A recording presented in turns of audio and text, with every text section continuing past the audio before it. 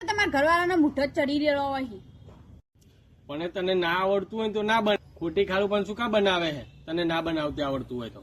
ભાભી તો કાયમિક રસાવાળું શાક બનાવ્યો હતો, કોઈનો મૂઠો કોઈ દિવસ ચડેલો નહીં હોતો. આજ મેં રસાવાળું શાક બનાવી તો બધાનો હોબળો ચડી ગયો. પણ તું કયું શાક બનાવે એ તો જો. ભણેલી ગણેલી હું એટલે મને ઓછું ફાવે રહોડાનું કામ કરતો ને. તમારા ભાભી અભણ હ એટલે કાયમિક કામ કરતી હોય રહોડામાં એટલે સારું ફાવે ને. એક દારૂ મેં ભીંડાનું શાક રહાવાળું કરી દીધું, એમાં શું બગડી ગયું? તમારા બધાનો મોઢો ચડી ગયો. પેલી તો કાયમિક બધું રહાવાળું શાક નહીં કરતી. અલ્યા પણ ભીંડાનું શાક રહાવાળું કદી ના હોય. ભાભી એક દારૂ નતું કર્યું ભેડન શાક રસાવાળું, એ દિવસ તો બધો કે સારું બન્યું એમ કરીને ખાવા માંડે તો. અલ્યા મારા ભાભી ભેડાનું શાક નતું કર્યું, ભીંડાની કઢી કરી હતી. એમાં શું થઈ ગયું? ભેડન શાક મેં રહાવાળું કર્યું તું ને એને રહાવાળું કર્યું, શું ફરક પડે એમાં? હું ભણેલી ગણેલી હોય એટલે તમે બધું નેચું પાડો અમારું.